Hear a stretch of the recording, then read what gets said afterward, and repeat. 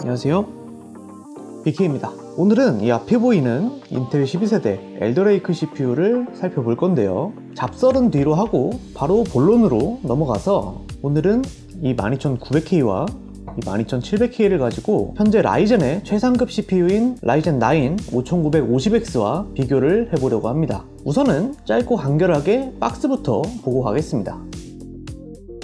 아마 유출 사진을 보신 분들은 굉장히 익숙하실 것 같은데요. 매번 발표 때마다 웨이퍼를 들고 나오더니 이제는 그냥 박스 안쪽에 웨이퍼를 박아버렸습니다.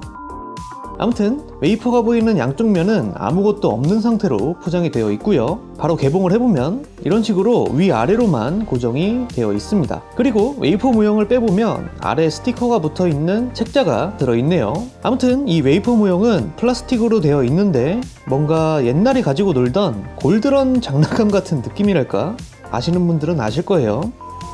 아무튼 이렇게 돌려보면 두동강이 나면서 안쪽에는 CPU가 자리하고 있는 모습입니다. CPU는 다들 아시겠지만 이제는 정사각형이 아니고 직사각형으로 바뀌었어요.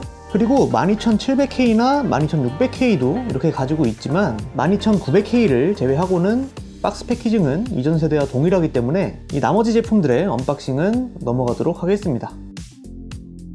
오늘 테스트에 사용될 제품을 간략하게 소개를 하자면 CPU는 방금 보셨듯이 12900K와 12700K, 메인보드는 기가바이트의 Z690 어로스 프로를 사용할 건데요. 참고로 CPU와 메인보드는 PC 디렉트에서 대여를 해주셨어요. 일단 메인보드 전원부 쪽 방열판을 보면 엄청난 사이즈를 자랑하는데요. 이 정도로 방열판을 때려넣지 않으면 안 될 정도로 전력을 많이 먹는 건지, 아니면 단순히 고급 라인업이라서 방열판을 많이 넣어준 건지는 차차 확인하도록 하고요. 메모리는 올로와이의 블레이드 퍼포먼스 RGB DDR5 제품이고 XMP라던가 팩토리 오버클럭이 적용되지 않은 제품입니다. 마지막으로 그래픽카드는 조텍의 RTX 3090 앰프 익스트림 홀로 제품을 사용할 거고요. 이 제품은 조텍코리아에서 대여를 해주셨어요. 전체적인 시스템의 사양은 다음과 같고요. 운영체제의 경우에는 라이젠은 윈도우 10으로, 인텔은 윈도우 11으로 각자에게 유리한 운영체제로 테스트를 진행했습니다. 자, 본격적인 테스트에 앞서서 인텔 12세대는 윈도우 11에 최적화가 되어서 출시가 된다고 했기 때문에 윈도우 10을 사용하면 어떻게 되는지 개인적으로 궁금하기도 해서 간단하게 살펴보고 넘어가도록 하겠습니다. 우선은 시네벤치 R20 싱글 테스트를 돌려봤는데요. 두 운영체제가 완전히 동일한 점수가 나왔습니다. 멀티 테스트에서도 역시 오차 범위 수준으로 큰 차이가 발생하지 않았는데요. V-Ray를 돌려봐도 블렌더를 돌려봐도 큰 차이가 발생하지 않았습니다. 자, 여기까지만 본다면 윈도우 10을 사용하던 윈도우 11을 사용하던 아무거나 사용해도 상관없다고 생각하실 수도 있는데요. 하지만 인코딩 테스트로 넘어가게 되면 이야기가 조금 달라집니다. 분명히 같은 상황에서 운영체제만 바뀌었을 뿐인데 윈도우 11을 사용한 쪽이 인코딩에서만큼은 50%가 넘는 성능 차이를 보여줬습니다. 왜 그런가 하고 살펴봤더니 윈도우 10 쪽의 그래프를 보면 같은 작업을 하고 있는데도 CPU가 놀고 있는데요. 아직까지 윈도우 10에서는 12세대의 빅 리틀 구조의 최적화가 필요해 보이는 만큼 인텔 12세대를 구입하실 예정이거나 사용하고 계시다면 가급적이면 윈도우 11을 사용하시는 게 좋아 보이네요. 자, 우선은 게임 테스트부터 진행을 해보겠습니다. 모든 게임은 풀옵션의 QHD로 테스트를 진행해 봤는데요. 총 10가지의 게임을 테스트하는 동안에 느낀 점은 게이밍의 왕자는 다시 인텔이 되겠구나 라고 생각이 들 정도로 이전 세대와는 확연하게 다른 모습을 보여줬습니다. 물론 크게 차이가 나는 건 아니지만 꾸준하게 5950X를 앞서는 모습을 보여줬는데요. 심지어는 12700K가 5950X를 이기는 게임이 여럿 보일 정도로 코어당 성능이 이전 세대 대비 크게 향상이 된 걸 확인할 수 있었습니다.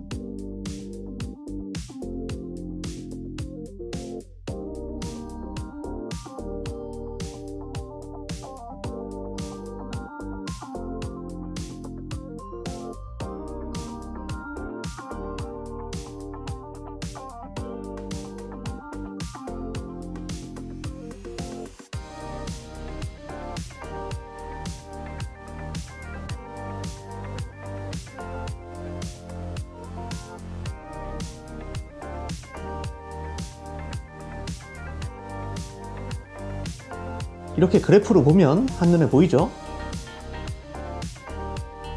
자, 그리고 4K 해상도도 테스트를 진행했는데 4K에서는 크게 차이가 나지는 않았지만 이번에도 역시 조금이지만 인텔 쪽에 우위가 있었습니다.